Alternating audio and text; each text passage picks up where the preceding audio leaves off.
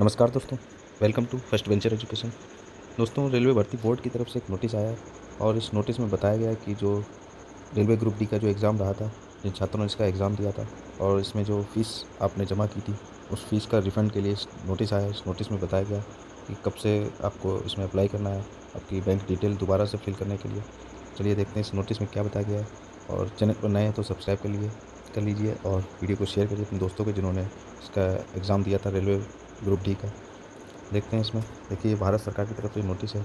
Railway भर्ती board सूचना और केंद्रीकृत रोजगार सूचना लेवल वन के अभ्यर्थी को ध्यानाकर्षण हेतु परीक्षा शुल्क की वापसी, बैंक खाता विवरण अपडेट करना, यानी कि अपडेट करना जो इनका चेंज हुआ है किसी कारणवश और अकाउंट में गड़बड़ी हुई है या किसी का अकाउंट दूसरे का लगा था, तो इस वजह से तो आप अपना अकाउंट डिटेल इसमें भर सकते हैं दोबारा। देखिए, सी- केंद्रीकृत रोजगार सूचना के तहत लेवल वन पदों के लिए दिनांक 17/8/2022 से 11/10/2022 तक आयोजित सीबीटी में शामिल सभी अभ्यर्थियों को रेलवे भर्ती बोर्ड परीक्षा शुल्क वापस करना शुरू कर दिया है। यानी कि जो परीक्षा शुल्क था वो वापस करना शुरू हो गए हैं। और जो जिन्होंने भी सीबीटी मोड में जो एग्ज़ाम दिया था रेलवे का ग्रुप डी का, नंबर दूसरा इसमें दिया गया है। ऑनलाइन आवेदन भरते समय अभ्यर्थियों से नियमानुसार परीक्षा शुल्क वापस करने हेतु बैंक अकाउंट डिटेल एवं आईएफएससी कोड सबमिट कराई गई थी।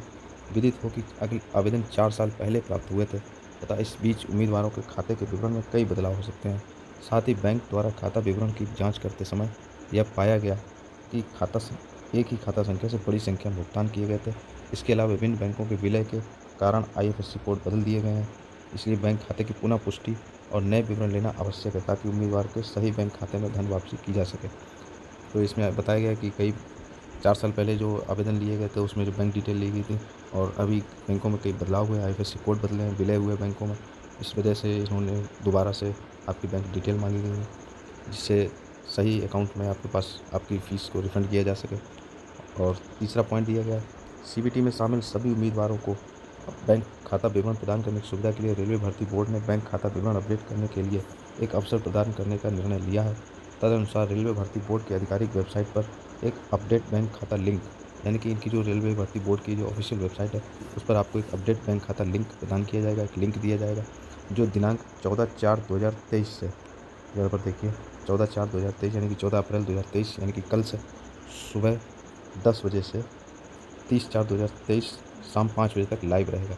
यानी कि आपको कल से ये लिंक मिल जाएगा इनकी ऑफिशियल वेबसाइट से, जो सुबह 10 बजे से, और 30/4 यानी कि 30 अप्रैल 2023 तक ये लिंक शाम को 5 बजे तक लाइव रहेगा। उम्मीदवारों को सलाह दी जाती है कि यदि कोई परिवर्तन हो तो वे अपने बैंक खाते का विवरण अपडेट करने के लिए इस अवसर का प्रयोग करें। इसमें डेट और टाइम दिया गया है, यहाँ पर आप इसको नोट कर लीजिए, देख लीजिए यहाँ पर ये डेट को। और उम्मीदवारों से यह चौथा पॉइंट दिया गया, उम्मीदवारों से यह सुनिश्चित करने के लिए अनुरोध किया जाता है कि सबमिट किया गया बैंक खाता संख्या और आईएफएससी कोड सही है तथा उन्हें सलाह दी जाती है वे इसे सबमिट करने से पहले सावधानीपूर्वक जांच लें और बैंक खाता विवरण और आईएफएससी कोड देख लें। यह ध्यान दिया जाए कि सबमिट करने के बाद अपडेट किए गए बैंक विवरण में संशोधन संभव नहीं होगा। उम्मीदवारों द्वारा प्रस्तुत गलत विवरण के कारण धन वापसी में विफलता के लिए रेलवे भर्ती बोर्ड जिम्मेदार नहीं होगा।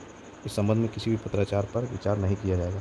यानी कि आपको एकदम सावधानीपूर्वक अपने बैंक डिटेल फिल करनी है, आईएफएससी कोड और सब देख लेना है, उसके बाद आपको सबमिट करना है। इसमें बताया गया है अगर किसी कारणवश गलत हो जाता है तो उसमें संशोधन नहीं होगा, इसमें रेलवे भर्ती बोर्ड की कोई जिम्मेदारी नहीं होगी, इस पर कोई विचार नहीं किया जाएगा।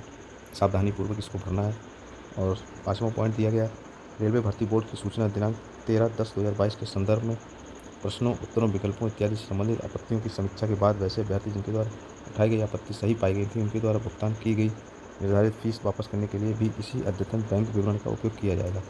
यानी कि जिन्होंने आंसर कीज में इस क्वेश्चन में जो आपत्ति ली थी उनके जो भुगतान किया गया था वो भी इसी बैंक विवरण के उपयोग किया जाएगा इसमें भी। इस और नीचे दिया गया बैंक विवरण सबमिट करने की अंतिम तिथि 30/4/2022 यानी कि 30 अप्रैल 2022 है, शाम को 5 बजे तक। और रेलवे भर्ती बोर्ड के रिकॉर्ड से अभ्यर्थियों के विवरण के सत्यापन के बाद ही धन वापसी बैंक शुल्कों की कटौती के बाद स्वीकार्य होगा। पूरा सत्यापन किया जाएगा, उसके बाद धन वापसी होगी। गलत, अपूर्ण और देर से किए गए दावों को सरसरी तौर पर खारिज किया जाएगा। एक बैंक खाते में केवल एक ही रिफंड की अनुमति होगी, यानी कि एक बैंक अकाउंट में सिर्फ एक ही जो फॉर्म की रिफंड होगी वो एक ही होगी। बैंक विवरण सबमिट करते समय किसी तरह की कठिनाई के निवारण हेतु एक हेल्प डेस्क मेनू तथा गुम रजिस्ट्रेशन नंबर प्राप्त करने के लिए फॉरगेट रजिस्ट्रेशन नंबर मेनू पर उपलब्ध होगा।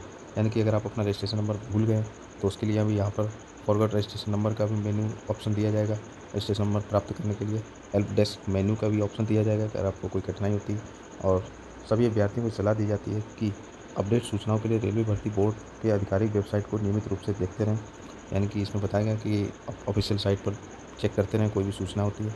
और ये देखिए 13/4/2022 को ऑफिशियल नोटिस आया रेलवे भर्ती बोर्ड, और इसमें बताया गया है रेलवे जो ग्रुप डी का एग्ज़ाम हुआ था उसकी फ़ीस को रिफ़ंड करने के लिए। अपने दोस्तों को शेयर करिए जिन्होंने भी ग्रुप डी का एग्ज़ाम दिया था और सीवीटी मोड में, तो उनको बताइए कि फ़ीस रिफ़ंड के लिए बैंक अकाउंट डिटेल अपडेट होने, तो उनको शेयर करिए वीडियो अच्छी लगे तो लाइक करिए, चैनल पर नए हैं तो सब्सक्राइब करिए। Thank you, all the best.